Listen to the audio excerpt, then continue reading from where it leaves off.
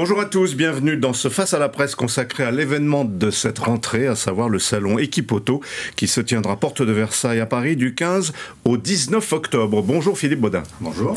Vous êtes depuis 6 mois le nouveau président de ce grand rendez-vous des équipementiers, diplômé en ingénierie informatique, et vous êtes par ailleurs le premier président d'Equipoto qui ne soit pas président de la Fédération des industries des équipements. Alors on va bien sûr parler de cette édition 2019 et de ses enjeux dans un monde automobile confronté à de très grandes turbulences. Pour vous interroger, Christophe Bourou RTL. Bonsoir Christophe. Bonsoir. Pierre Devineau Europe 1. Bonsoir Pierre. Et Alexandre Guillet, l'Argus. Bonsoir Alexandre, qui pose la première question. Alors l'édition se présente plutôt bien, pourtant on a tous en mémoire des années un peu sombres, difficiles pour Equipoto, le salon était même menacé. Comment vous expliquez ce rebond et le fait que vous ayez réussi à convaincre énormément de groupes qui reviennent après avoir boudé le salon? C'est une bonne entrée en matière. Juste un petit retour en arrière sur les années et sur les éditions précédentes. Je considère qu'effectivement, 2013, par exemple, juste aux sorties de la crise, était une année prépondérante pour le salon. Bon nombre d'acteurs et d'exposants se sont posés des questions tout à fait légitimes quant au devenir de ce salon, parce qu'un salon, forcément, ça a un impact économique pour chaque entreprise qui se respecte et qui vient donc démontrer tout son savoir-faire sur un salon. 2013 a été une année très compliquée. Au sortir de 2013, je peux vous en parler en connaissance de cause, puisqu'avec un certain nombre d'équipementiers, notamment, nous nous sommes posé la question de savoir ce qu'il fallait faire. On avait deux options. La première, c'était effectivement de laisser mourir ce salon. La seconde, c'était effectivement de considérer qu'il avait un vrai rôle à jouer sur le marché français et donc de reconsidérer l'événement et d'essayer de mobiliser les gens dès l'année 2015. L'année 2015 a été marquée par effectivement d'abord la dernière édition qui a eu lieu, mais ça les gens ne le savaient pas à l'époque, à Villepinte. On a eu une véritable mobilisation qui s'est recentrée sur quelques halls, 3 en particulier, comparé à ce que l'on connaissait à l'époque avec 6 ou 7 halls qui étaient pleins à craquer. Donc l'édition 2015 a été pour nous un vrai déclencheur, en tous les cas dans la dynamique. On a souhaité effectivement, et à l'arrivée du salon Porte de Versailles, ça a un petit peu changé la donne, c'est ce que j'ai dit précédemment. En tous les cas, on a eu un nouvel lieu, une nouvelle donne. Le fait d'être proche Paris simplifiait la vie des exposants, avait effectivement remis un petit coup de boost à l'ensemble des exposants qui étaient présents. Pour plein de raisons. La première, c'est la proximité. On évite de se retrouver à 2 heures de Paris dans des embouteillages parfois un petit peu contraignants pour tout le monde. Vous avez des organisations qui souhaitaient organiser des soirées clients sur Paris. Il fallait quitter le stand à 16 heures pour être à l'heure le soir recevoir les clients. Bref, une désorganisation qui était tout à fait légitime. Donc l'arrivée Porte de Versailles a été... il y a eu 2 challenges. La première, c'était effectivement de migrer ce salon vers la Porte de Versailles, qui était un challenge non négligeable. Il fallait remotiver les troupes. Et la deuxième, c'était effectivement de faire en sorte que la dynamique, en tous les cas, qui avait été décidé par un certain nombre d'exposants et d'acteurs de la corporation, voulait remettre une dynamique, en tous les cas, dans 2017. 2017, c'était le challenge de mouvement vers Porte de Versailles, mais aussi de dynamique. Je pense qu'aux sorties... à la fin de la première journée de 2017 de l'édition, tout le monde était d'accord pour dire que le salon allait être un très beau et grand salon, ce qui a été le cas, donc on était très satisfaits. Et là, aujourd'hui, pour revenir sur la question qui préoccupe tout le monde, en l'occurrence de savoir si le salon 2019 va bien, la réponse est oui. Je suis un président heureux depuis quelques mois, après avoir repris effectivement les rênes de ce salon. Aujourd'hui, si je fais un bilan comptable, qui n'est pas un bilan, on a eu un comité de pilotage hier avec l'ensemble des actionnaires que compose la société Equipoto, que ce soit les gens de la FIEF, de la FFC ou de Comexposium, qui m'ont fait confiance et qui m'ont donné effectivement les rênes de salon il y a quelques mois. Le bilan comptable sur la première ligne uniquement de produits dit aujourd'hui nous sommes en croissance versus ce que l'on avait connu en 2015. Donc on a un mètre carré qui est supplémentaire. On n'est pas des vendeurs de mètres carrés, mais c'est un élément de référence qui nous permet de juger si le salon est bon ou pas. En nombre d'exposants, on a fait mieux que les années précédentes. Nous avons 1200 sociétés ou marques qui vont nous rejoindre effectivement pour cette édition. Ce qui est important aujourd'hui, c'est que il y a aussi une question qu'il faut se poser, c'est est-ce que le salon attire? Et on le sait, je pense que c'est une des questions qui viendra par la suite. Il est difficile Elle peut venir tout de suite, on va la gérer tout de suite. Ça, on va faire une pierre deux coups. Le salon attire en l'occurrence. On a réussi cette année à attirer 30% de nouveaux exposants. Alors oui, on a à peu près 296, je crois, ou 300 entreprises ultra fidèles, des gens qui viennent depuis plusieurs éditions. Mais on a aussi réussi à attirer dans le giron Equipoto un peu plus de 400 entreprises qui sont des acteurs nouveaux qui avaient envie de venir découvrir tout cela. Des petites, des grandes. Start-up compris, oui, bien sûr. Et puis des grands groupes qui deviennent maintenant dans la catégorie, en tous les cas pour 2021, qui seront considérés comme ultra fidèles parce qu'ils auront déjà fait 2 ou 3 exercices. Vous avez des exemples de start-up, de toutes petites boîtes là, qui n'existaient pas il y a 5 ans? Non, alors pardonnez-moi, j'ai pas tout de suite là une liste de noms. Je ne considère pas que c'est une question piège, mais j'ai pas les noms des start-up, comme le disait Jean-François, qui ont été créées ces dernières années, et c'est pour ça qu'elles rejoignent Equipoto maintenant et pas par les années précédentes. Oui, entre autres. Alors sachant que les start-up, je vais quand même revenir sur ce sujet-là, parce que les start-up, c'est pas nouveau pour Equipoto. Les start-up, ça date de 2015. Il y a des start-up qui se créent là. Oui, bien sûr, mais c'est pour nous important de les attirer avec nous. C'est pour cette raison, et je vous en parlerai tout à l'heure. Le village de start-up avait été initié à l'époque par le président d'Equipoto, en l'occurrence Claude Cham, dès 2015. C'était sa dernière édition en tant que président. Il avait déjà initié le mouvement du start-up avec un village. C'est pour ça que vous parlez moins de 2017 que de 2015, parce que c'est Claude Cham. Non, pas du tout. Non, rien à voir avec ça. Non, pas du tout. J'ai pas de souci avec ça. On peut parler aussi de 2017. Je vais vous en parler. Il y a eu effectivement aussi un effort qui a été fait sur 2017 avec des start-up. En tous les cas, ce qui est sûr, c'est que sur l'édition 2019, on a voulu mettre l'accent là-dessus. Donc depuis quelques mois, on a essayé d'actionner tous les bras de levier à notre disposition pour attirer des gens dans des incubateurs qui ont des incubateurs. Je peux vous parler des gens du CNPA, de Movlab, etc., qui sont là et qui viennent, que l'on a décidé d'attirer avec nous, parce que ça fait du sens d'attirer des jeunes entreprises qui viennent présenter des nouvelles technologies qui seront peut-être dans le quotidien de demain. Donc ces gens-là, aujourd'hui, vont être quelques dizaines avec nous. On va approcher, je crois, 50 ou 60 startups qui vont être avec nous sur le salon, qui vont se répartir sur des villages qui ont été dédiés à cet effet. Et pour moi, c'est aussi, enfin pour nous, pour l'équipe, c'est quelque chose de marquant. Villages, c'est-à-dire on va faire des villages de start-up, c'est-à-dire que les start-up aujourd'hui vont venir pour pouvoir présenter, il va y avoir une surface qui va leur être dédiée, plusieurs centaines de mètres carrés, on va autour des 500 ou 600 mètres carrés dédiés pour les start-up, des gens qui viennent et qui veulent rester toute la semaine pour présenter leurs produits, donc ces gens-là vont prendre un micro-stand avec le minimum à bord pour faire leur démonstration et leur commerce et leurs argumentaires techniques, et puis des gens qui vont vouloir ou qui n'auront besoin de venir sur le salon finalement que 2 ou 3 jours et non pas 5, et donc on va leur proposer un espace que l'on a imaginé pour eux. Du coworking. Oui, aussi, oui, bien sûr. Donc c'est une façon de drainer beaucoup plus de monde parce qu'il n'y a pas cette caution de prendre un stand qui coûte très cher, qui est obligatoire. Oui, exactement. Et là-dessus, sur cet aspect économique, nous avons souhaité effectivement minorer l'impact économique pour les startups, parce que et on a fait des efforts et les différentes organisations qui ont œuvré dans ce sens ont effectivement beaucoup collaboré avec nous d'un point de vue économique, ce qui fait qu'aujourd'hui, pour une start-up, les coûts sont très réduits. Je ne vais pas vous donner une échelle, mais ça, c'est que pour les start-up. Si demain Forestia dit moi je veux juste venir dans le coworking et je veux bien vous leur direz non. Mais on n'en est pas là, mais je veux bien, oui. C'est que pour les start-up, oui, tout à fait, bien sûr. Est-ce que le modèle de ce type de salon est amené à perdurer? Parce qu'on voit qu'il y a beaucoup d'interrogations dans le monde automobile sur les grands salons automobiles. Est-ce qu'il y a une remise en question et comment vous allez évoluer? Alors, le constat que vous faites, il est réel. On le voit aujourd'hui, on l'a déjà vu sur les derniers salons mondiaux de l'automobile, le mondial à Paris. On l'a vu sur Genève, on l'a vu sur Francfort encore aujourd'hui, qui est malgré tout finalement, qui visiblement fait face à une véritable difficulté de drainage des différentes entreprises qui viennent. Que sera le mondial de 2020? Très sincèrement, si l'un d'entre vous peut répondre, welcome. Ceci étant, ce qui est clair, c'est que vous avez des groupes. Pour Equipoto? Oui. Non. Il y a plutôt des grands retours, hein, justement. Il y a des grands retours. Qu'est-ce qui peut convaincre les grands groupes de revenir, justement? Parce que le marché français, par contre, il est tendu et c'est complexe de gagner des parts de marché chez nous. Oui, il y a des très grands noms allemands et italiens, notamment, pour ne pas les citer, mais qui reviennent. Le retour d'entreprises mondialement reconnues sur des positionnements effectivement importants sur le monde de l'automobile, type ZF, Continental, Magneti Marelli, Brembo, Berner, etc. Ce sont des retours. Ce sont des retours. On a eu l'édition précédente, le retour de gens qui étaient dans la peinture, comme PPG, enfin c'est pas neutre, des gens qui avaient déserté. Mais vous savez, l'histoire de les gens qui reviennent, les gens qui ne viennent pas, les gens qui partent, etc., ça fait partie de l'histoire des salons. Je veux dire, à un moment donné, il faut arrêter de faire l'autruche avec ce sujet-là. Vous prenez 2013, à un moment donné, la désertification, à un moment donné, elle est arrivée, pourquoi et comment? Parce qu'à un moment donné, il y a eu un rapport poids-puissance du coût du salon pour une entreprise, et c'est pas neutre.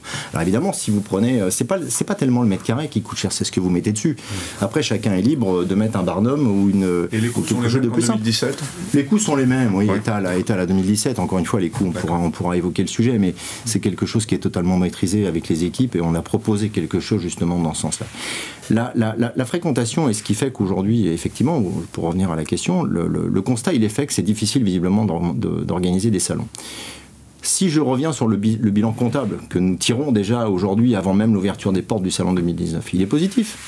On a plus d'intervenants, on a fait revenir des grands noms, on a plus de mètres carrés, on est aujourd'hui dans une véritable dynamique, ce qui n'est pas le cas de tout le monde. Donc aujourd'hui, je vais dire que chacun son jeu, chacun son histoire. Nous, aujourd'hui, effectivement, nous le savons, nous sommes sur un marché qui est tendu. Le marché de l'automobile, tout le monde s'accorde à dire que d'une manière générale, le monde économique, si même les économistes ou les politiques s'amusent à nous raconter des histoires de retour de la croissance, etc., je pense qu'il faut à un moment donné arrêter de rêver. La croissance n'est pas quelque chose qui reviendra tout de suite. Donc elle est à 1,4 pour l'instant sur mes prévisions. Oui, mais c'est plus les croissances qu'on a connues au milieu des années 90. Voilà, donc cet aspect-là. Vous êtes aussi un adepte du c'était mieux avant, alors? Non, pas du tout. Non. Un fan des Rolling Stones qui n'écoute pas la musique actuelle? Non, je suis pas forcément fan des Rolling Stones, mais ça ne veut pas dire pour autant que je ne vis qu'avec le passé. Au contraire, il faut que nous vivions sur ce qui va arriver. Je trouve que le salon Equipoto est une main tendue sur en tous les cas, une orientation que nous souhaitons donner sur l'avenir. Il faut commencer à réfléchir aujourd'hui à ce que sera le salon demain. C'est ce que nous avions fait en 2013 pour l'édition de 2015. C'est ce que l'on a fait en 2015 pour 2017. C'est ce que nous allons faire en 2019 pour 2021 et à venir. Il faut ouvrir aujourd'hui, il faut pas s'interdire ni d'imaginer ni de rêver, il faut rester prudent, mais il faut, dans le cadre effectivement du salon, rester un observatoire à 360 degrés, regarder ce qui se passe. Peut-être que dans 2 ans, des intervenants ne seront plus là. Peut-être que d'autres intervenants, je parle d'exposition sur le salon, peut-être que des intervenants auxquels nous ne pensons même pas aujourd'hui. Le marché de l'automobile évolue vite, c'est pas vous, je vais l'expliquer, que demain il ne faut pas s'interdire de voir venir des opérateurs, des structures différentes dans le salon Equipoto, ça fait partie du jeu. Philippe Baudin, vous vous demandiez il y a quelques instants ce qu'allait devenir le mondial de l'auto à Paris en 2020. Nous l'avons révélé sur Europe 1, ça va être le Paris Motion Festival avec à l'honneur la mobilité, voilà, avec peut-être les Rolling Stones des temps modernes ou un groupe plus actuel. La question, elle est là. C'est, oui, il faut rien s'interdire, mais est-ce que Equipoto n'a pas tout à gagner à rester avec son ADN qui est celui de l'équipement automobile? Est-ce que le fait d'intégrer de la mobilité, des trottinettes électriques pour faire tarte à la crème et tout ce genre de trucs va pas dénaturer les salons? Parce que tous les salons, qu'ils soient les salons de l'automobile, les salons des équipementiers ou autres, vont tous devenir des salons de la mobilité. Alors, oui et non. Vous avez raison dans l'argument, à ceci près qu'aujourd'hui, il ne faut pas faire l'autruche sur ce que deviennent les acteurs du marché de l'automobile. Est-ce que vous pensez aujourd'hui qu'un équipementier, quel qu'il soit, ou une société de prestation, de distribution, etc., vivra comme elle vivait il y a 10 ans? La réponse est clairement non. Est-ce qu'aujourd'hui, les produits industriels sortis d'usines par l'ensemble des équipementiers qui réfléchissent malgré tout. Vous savez, derrière un constructeur qui fait un beau coup de crayon sur un papier, il y a des entreprises qui travaillent, qui développent des nouvelles technologies. On en parle d'ailleurs pendant Equipoto avec les Grands Prix de l'innovation. Cette année, on a battu un record avec 150 sociétés qui ont été candidates. C'est un record. Et encore une fois, ça montre quoi? Ça montre qu'il y a un savoir-faire, qu'il y a des gens qui aujourd'hui réfléchissent à leur devenir. Un équipementier, quel qu'il soit, ne peut plus aujourd'hui considérer que les pièces qu'il vend aujourd'hui seront les pièces qu'il vendra demain. Il y a une évolution de la technologie qui est indéniable pour des questions environnementales, on en parlera certainement tout à l'heure, etc. Donc l'ensemble des acteurs qui sont aujourd'hui sur ce marché, forcément demain deviendront peut-être des providers de solutions de mobilité. Est-ce que pour autant cela veut dire qu'il faut s'interdire de parler de mobilité? La mobilité aujourd'hui fait partie intégrante de l'équipement automobile. On est obligé d'en parler. Il ne faut pas que ce soit réservé simplement à... Vous n'avez pas forcément de l'humour, il y aura des trottinettes? Ou des fabricants de trottinettes? Je ne sais pas. Non, à ma connaissance, non, il n'y en aura pas. Mais en tous les cas, ça fait... de trottinettes. Les équipementiers de trottinettes. Ça fait partie de la mobilité. Enfin, je veux dire, aujourd'hui, il faut... Alors, effectivement, la trottinette, enfin, pour ceux qui sont venus en voiture, vous l'avez vu, pour nous rendre maintenant, pour circuler dans Paris, on a l'impression d'être...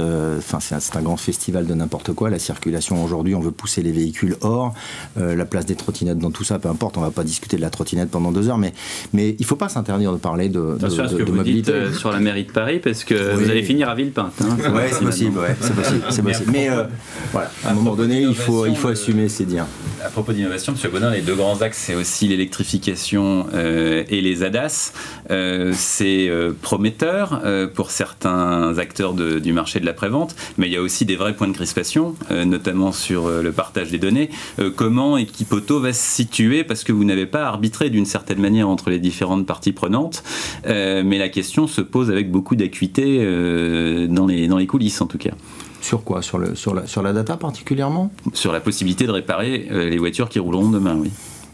Aujourd'hui, c'est quelque chose, alors là, je peux vous en parler, effectivement, c'est quelque chose, ce sont des projets qui sont portés notamment par la FIEV, très clairement, ce sont des sujets qui sont au centre des débats pour tous, ça fait partie des enjeux de demain.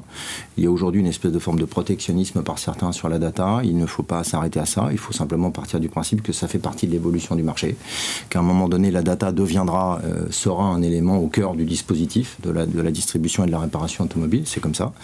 Ce qui est assez paradoxal dans l'histoire, c'est que aujourd'hui, tous les équipementiers qui, à un moment donné, proposent de la solution sont partie intégrante aussi dans la fourniture de data et de l'autre côté. Donc, je dirais que c'est quelque chose qui est naturel. On n'a pas occulté la question, on n'a pas essayé de diviser pour mieux régner ou en tous les cas d'essayer d'aller casser les précarés.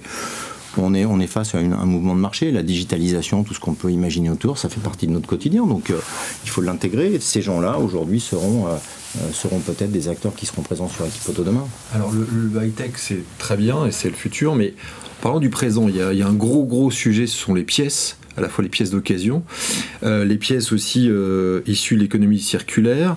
Il y a un gros enjeu énorme. Le gouvernement essaye de casser le monopole des constructeurs. Dans quel état d'esprit sont les équipementiers aujourd'hui par rapport à ça?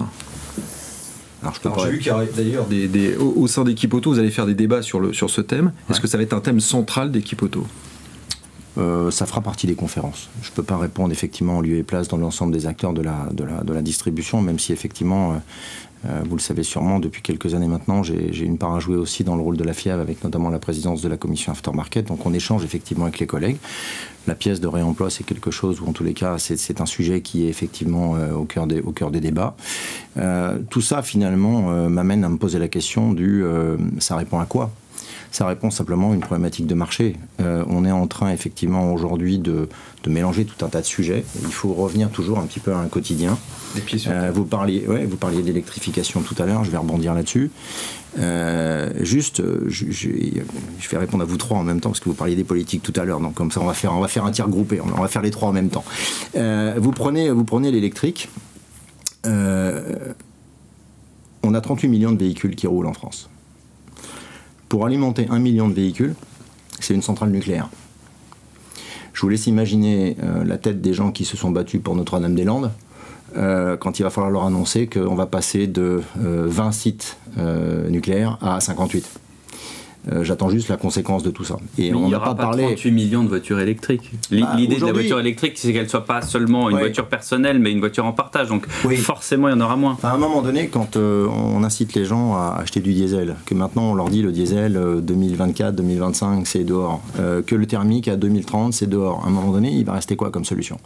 L'électrique, l'hybridation, laquelle hybridation? Quelles solutions technologiques vont être présentées? Tout ça, à un moment donné, amène à quoi? Amène à avoir des gens qui sont dans un doute permanent, qui se disent aujourd'hui, moi pour aller au travail, j'ai une voiture à 1500, 2000, 2500 euros, et j'ai pas du tout l'intention d'aller dépenser 30 000 pour acheter une bagnole électrique. Je veux dire, à un moment donné, c'est la vraie vie, c'est la réalité. On voudrait bien tous que demain, le pouvoir d'achat fasse que les gens puissent aller acheter des véhicules à 30 000 euros électriques et de circuler librement partout en France.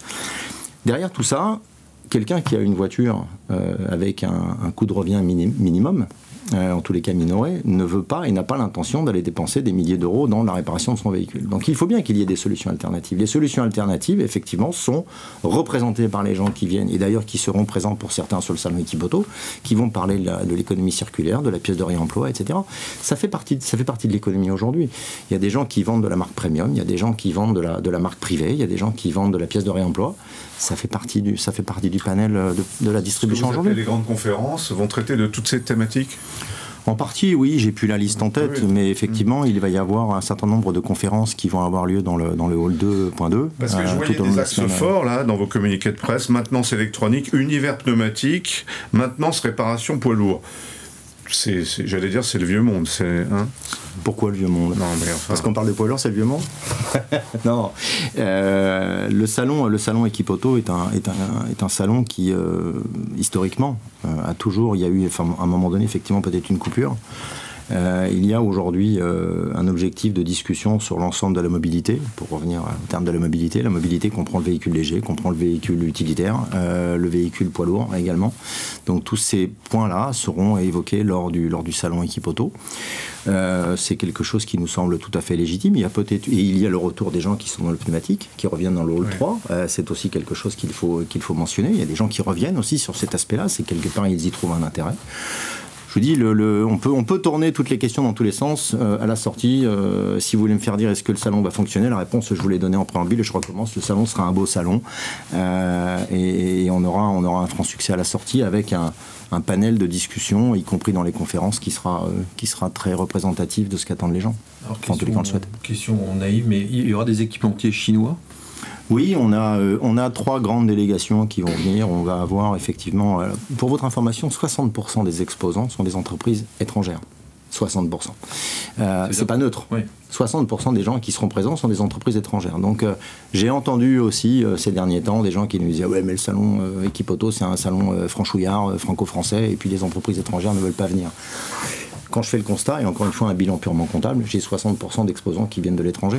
Donc après... Est-ce qu'il vous manque un gros américain, allemand, etc. Non, dans le bilan que nous avons fait, les gros sont là, les gros acteurs sont là, oui. Alors, j'ai pas de nom en tête, en tous les cas, de gens qui manquent au dispositif. Mais encore une fois, je l'ai dit à la sortie d'Equipoto 2017, parce que j'étais quand même déjà un peu dans le dispositif avec l'ancienne équipe dirigeante. Il faut comprendre pourquoi les gens ne viennent pas. Et pourquoi les gens doivent revenir. Et il faut leur expliquer pourquoi les gens doivent revenir. C'est pas parce qu'un acteur, quel qu'il soit, ne vient pas qu'il faut fustiger sa décision, il faut la respecter. C'est souvent des décisions qui sont des décisions purement économiques. Et encore une fois, je reviens à ce que je disais tout à l'heure, un salon, ça coûte cher. Bon, ça coûte cher pour toutes les entreprises. Aujourd'hui, aucune entreprise, quelle qu'elle soit, nous y compris dans le groupe Schaeffler, nous nous posons des questions sur le devenir et sur l'investissement d'un tel salon. Parce qu'à un moment donné, on a aussi un bilan comptable à faire.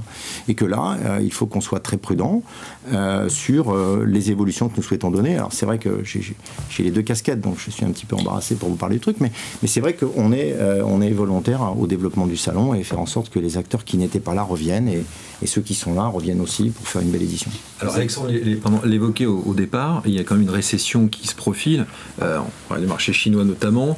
Partout dans le monde, on sent que l'atmosphère est lourde et pesante pour le marché automobile.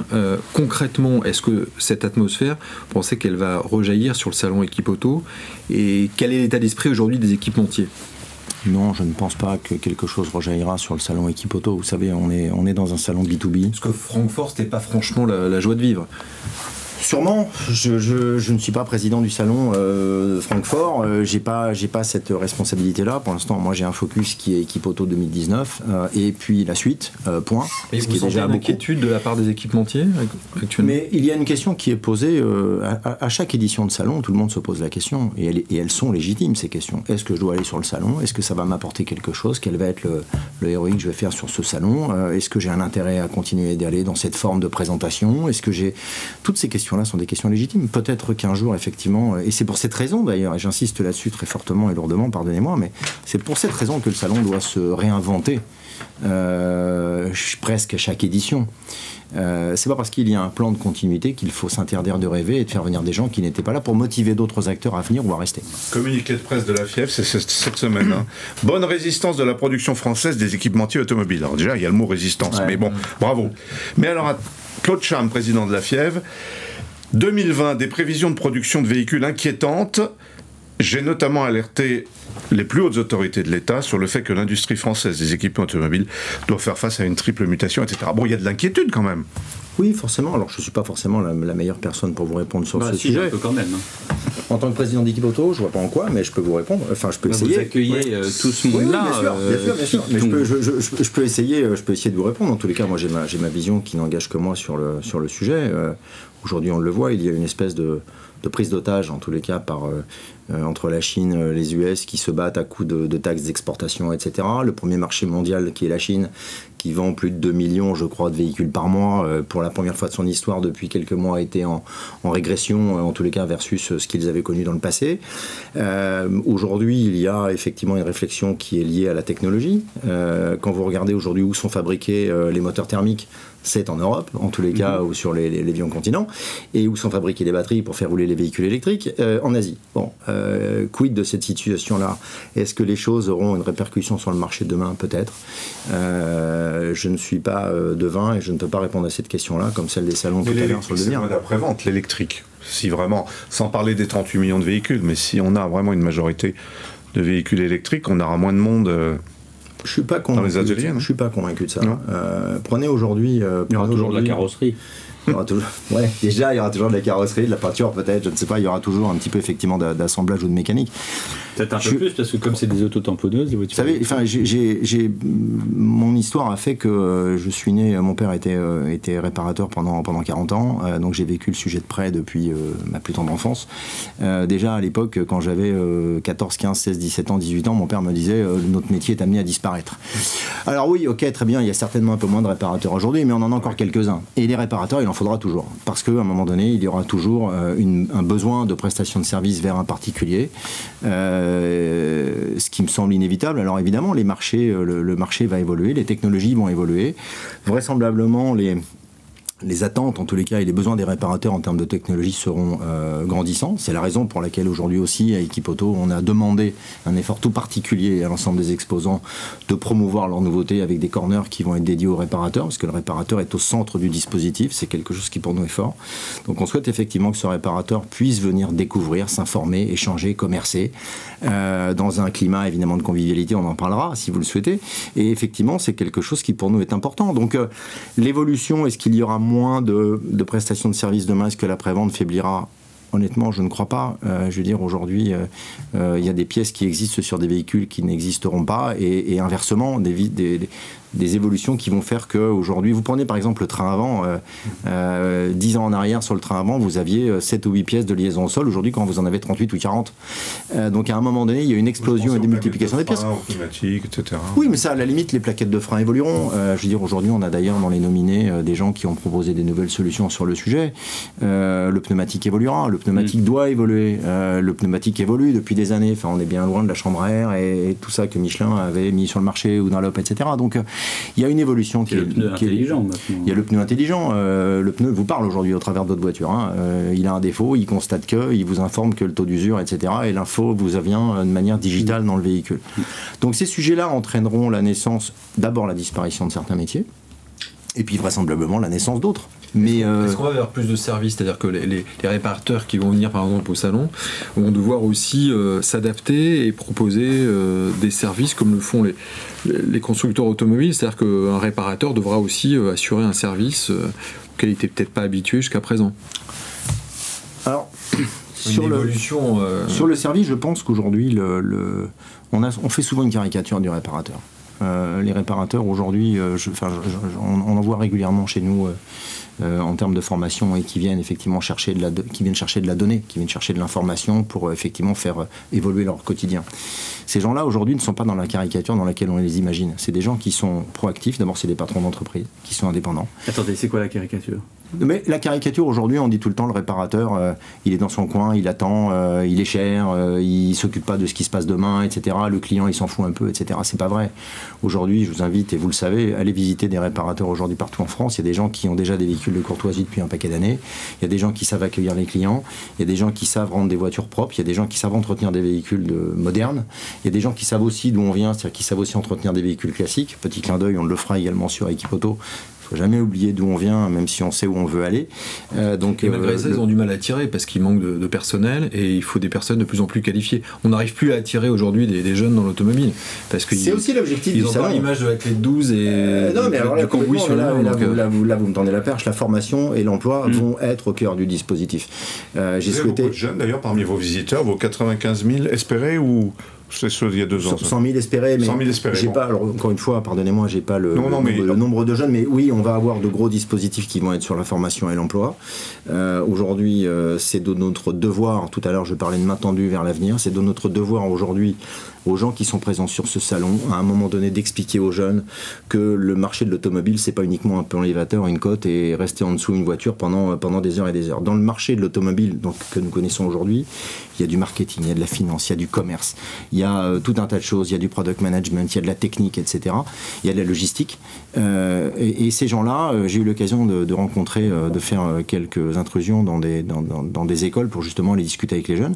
Et c'est vrai qu'à un moment donné, ces jeunes sont en attente de découverte de ce qui se passe. Et le rôle d'un salon comme Equipoto, justement, c'est de les prendre par la main et de leur dire, voilà, il y a des métiers qui vont demain arriver et on a besoin de votre expertise, on a besoin de votre vision du monde qui n'est pas celle que l'on avait. Et encore une fois, je veux pas, je suis pas attaché aux Beatles. Je sais les Rolling Stones, pardon. Alors les Rolling Stones, je préfère. Mais effectivement, c'est quelque chose qui est du passé. Il faut aussi regarder ce qui va se passer demain. Les jeunes aujourd'hui ont une faculté à travailler beaucoup plus vite que nous, vous et moi. À un moment donné, il faut le savoir. Vous leur mettez un device entre les mains, peu importe, un écran, ils vont 10 fois plus vite à faire un boulot que vous.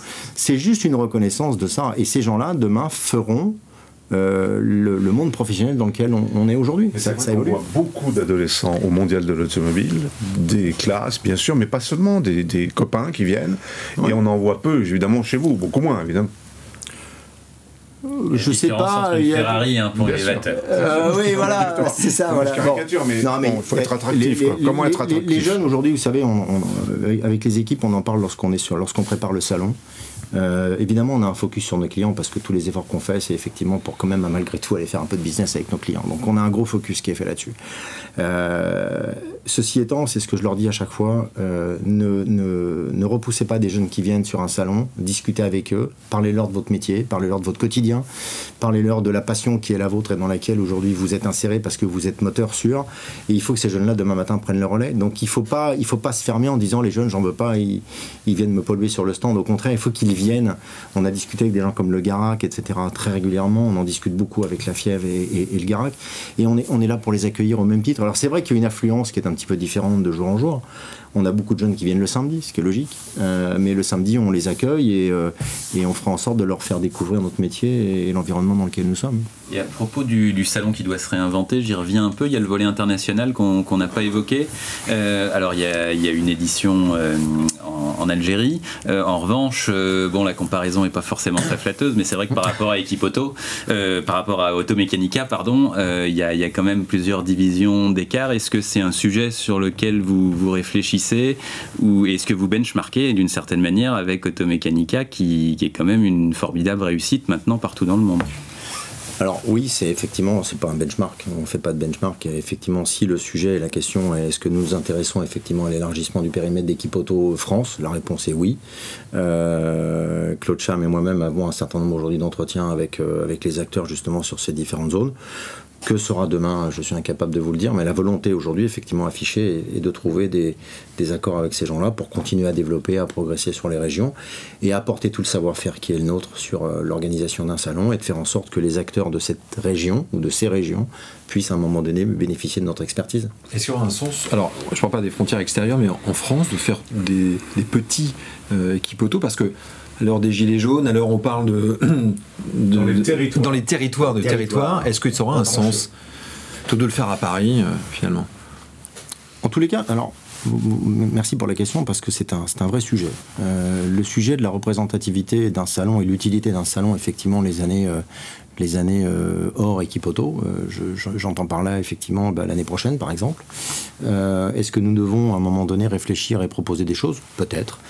Ce sont des sujets qui ont été évoqués. On a à un moment donné fait des essais, ce qui n'ont pas été concluants, mais vous voulez dire en région, continue. Oui, en région, oui, on continue à réfléchir à ça. C'est pas que ça n'a pas marché. Et le projet a avorté pour un certain nombre de raisons, mais trop coûteux. Non, c'était pas une question de coût, c'était une question de marché et puis aussi de temps à consacrer à l'organisation de tout cela, qui était effectivement assez chronophage. Et on a voulu se recentrer sur ce qui était notre objectif principal, qui était Equip Auto 2019. Donc les régions, oui, on a des acteurs aujourd'hui de la distribution qui remplissent très bien leur rôle, qui d'ailleurs viennent sur Equip Auto avec multitude de réparateurs. Et pour vous, ça peut avoir du sens. Oui, bien sûr, ça peut avoir du sens. Le fait d'avoir une représentativité, une représentation régionale, ça peut avoir du sens. Enfin, pour moi, personnellement, ça en a toujours eu. Pourquoi... Et une région plutôt qu'une autre? Non. Villepinte. Non. Alors, c'est vrai que Villepinte, ça pourrait être la province sur le coup. Mais non, on n'a pas de... Qu'est-ce qu'ils prennent? On n'a pas de... Non, j'ai rien contre Villepinte. Sympa pour tous ceux qui tiennent des salons là-bas aussi. Hein. Oui, mais moi, je m'occupe de mon salon, je ne m'occupe pas du salon des autres. Voilà. En tous les cas, ce qui est clair, c'est que les régions, oui, il n'y a pas de région particulière, toutes les régions sont représentatives. Quand on voit, et c'est un gros travail que l'on a fait avec l'équipe en préparant le salon, et je dois le dire, l'ensemble, en tous les cas, beaucoup d'acteurs présents, notamment au niveau de la commission aftermarket de la Fièvre, on a fait une cartographie de qui venait et qui ne venait pas à Paris. Et là, je peux vous dire qu'on a eu notamment sur la région lyonnaise de grosses surprises, on a eu dans le sud-ouest de grosses surprises. C'est-à-dire des gens qui ne venaient plus et qui viennent. D'accord. Des gens qui ne venaient plus et qui viennent sur le salon. Alors évidemment, Paris, c'est facile d'accès pour les gens du Nord, pour les gens de l'Est, les gens de l'Ouest, c'est facile. Mais quand vous regardez finalement l'ensemble des salons qui sont proposés par l'ensemble des acteurs de la profession, dès que vous passez la Loire, c'est plus compliqué. Et donc la cartographie que l'on avait était à un moment donné de dire comment on va faire pour fédérer ces gens-là. Et aujourd'hui, on a une massification des flux venant justement du Sud-Ouest et du Sud-Est. Donc tant mieux. Après, effectivement, on ne sait pas ce que sera le devenir de tout ça, mais en tous les cas, c'est un sujet qui a été sur la table et qui l'est encore. Est-ce que vous avez un profil type du visiteur? Est-ce qu'il a évolué? Non, on a trois catégories on a plusieurs catégories de visiteurs. On a évidemment, vous l'avez parlé, le réparateur VL, le réparateur poids lourd qui vient. On a les jeunes qui viennent, qui s'informent. On a nos distributeurs et sociétés de distribution qui sont malgré tout très représentatives. Hein. Je veux dire, là, c'est aussi grâce à eux que l'ensemble et les fédérations nous aident dans ce sens-là. L'ensemble des acteurs de la distribution viennent sur ce salon, sont très proactifs, nous amènent des centaines et des centaines de réparateurs. J'ai discuté avec l'un d'entre eux pas plus tard qu'hier soir, il vient avec 650 réparateurs sur le salon. Donc je veux dire, c'est quelque chose qui est là. Et ces gens-là, il faut les accueillir aussi. C'est vrai qu'on les voit plus souvent que les réparateurs, mais les deux font partie du visitorat. Vous parliez de la mutation du métier de réparateur. Est-ce qu'il y a, au sein de la Fièvre, et peut-être justement une présence à Equip Auto, d'un volet formation? Parce qu'il y a aussi l'accompagnement. Dans toute mutation, il y a un accompagnement. Formation fera partie aussi, l'information et la formation feront partie du dispositif. C'est aussi un effort que j'ai demandé à l'ensemble des exposants, d'avoir un corner qui soit dédié à la formation. Les gens, là je peux vous en parler en connaissance de cause, pour avoir moi-même monté avec l'entreprise pour laquelle je travaille, chez Fleur, nous avons monté un training center sur Paris, qui fait les beaux jours effectivement des réparateurs, parce que ces gens viennent justement, c'est pas un tuto là, hein, on n'est pas sur YouTube et on leur explique pas comment monter un double embrayage sec, humide, etc. On les met en position réelle et on leur dit voilà, c'est comme ça que ça va se passer, et là on leur démontre qu'on peut les aider à optimiser leur temps de prestation de service, et c'est ce qu'ils cherchent. Les réparateurs, lorsqu'ils viennent à Equip Auto, ils veulent voir de l'innovation, ils veulent voir des nouveautés, ils veulent voir à un moment donné des gens qui sont capables de leur proposer de la formation. La formation, c'est pas réservé aux gamins qui vont à l'école.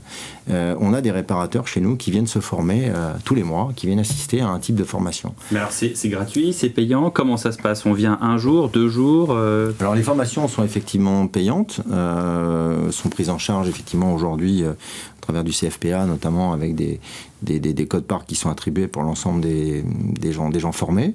Les gens ont accès, ils viennent suivant les programmes, une journée, 2 jours. La plupart du temps, c'est sur des formations qui sont sur une journée. Ils repartent le soir avec une formation diplômante. On leur redonne effectivement un état des lieux le soir en partant et en disant, ben voilà, vous avez réussi avec succès à la formation et donc maintenant vous êtes apte à. Sinon, on redouble. Sinon, ils redoublent. Sinon, ils redoublent. Ils n'ont pas le droit au café, ils reviennent le lendemain. Non, mais la plupart du temps, les gens repartent avec le sourire, ce qui, nous aussi, nous donne des ailes. C'est-à-dire qu'à un moment donné, lorsque les gens viennent avec des idées préconçues qui repartent avec la banane, comme on dit, on est très content, le boulot est fait. Lors du dernier Equipoto, la grosse interrogation, c'est sur le contrôle technique notamment. C'est encore le cas, ça... Là aussi, ça fait partie du dispositif. C'est des choses que l'on essaye de faire évoluer avec la FIEB aussi. Donc le contrôle technique, on sait que c'est quelque chose qui est prépondérant pour un certain nombre d'acteurs de la profession. Il faut continuer à œuvrer dans ce sens-là pour optimiser les choses. Je pense qu'on a aussi aujourd'hui encore une grosse part de travail à réaliser sur le sujet. Ouais. Qu'est-ce qui fait que ça sera un succès ou pas? Vous disiez 100 000 visiteurs, c'est ça? C'est juste ça, si j'ose dire? Le chiffre? Ouais, non. Alors très honnêtement, la question je me la pose plus. Est-ce que ça sera un succès? La réponse est oui, ça en sera un. Et c'est pas du tout de la présomption, c'est simplement que à 1 mois de l'exercice. Parce que vous savez qu'ils viennent, ils seront là, ils seront tous là. On sait qu'ils vont être là. On sait qu'on a réussi à les mobiliser.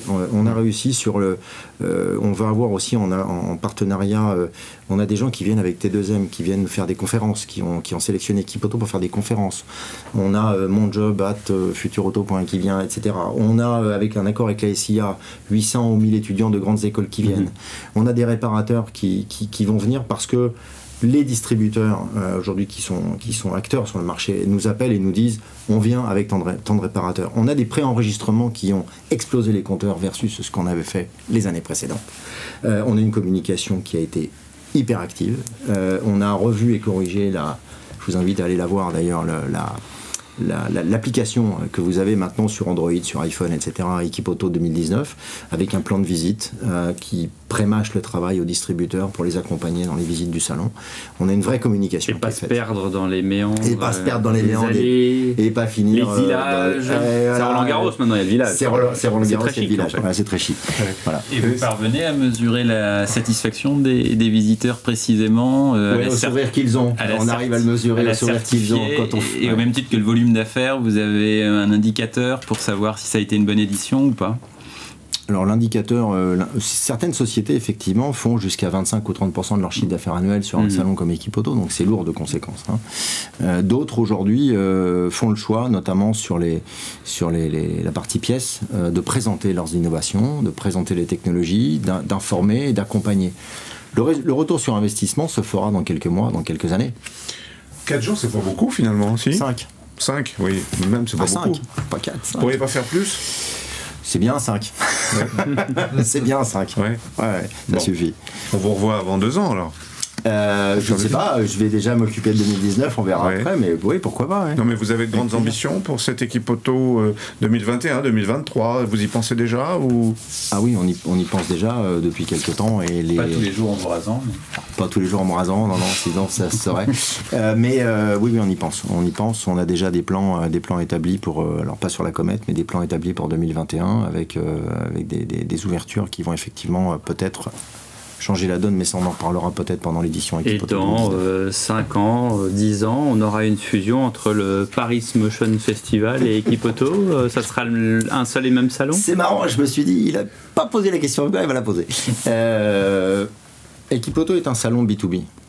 Le mondial, c'est du B2C. Et alors? Les deux n'ont pas aujourd'hui les mêmes attentes. Aujourd'hui. Si demain il doit y avoir discussion, mettons-nous autour de la table, discutons-en. Aujourd'hui, dans l'état actuel des choses, c'est pas la priorité. Mais la porte est ouverte. On n'a jamais fermé aucune porte. Merci Philippe Baudin, le salon Equipoto du 15 au 19 octobre. Merci. Merci beaucoup.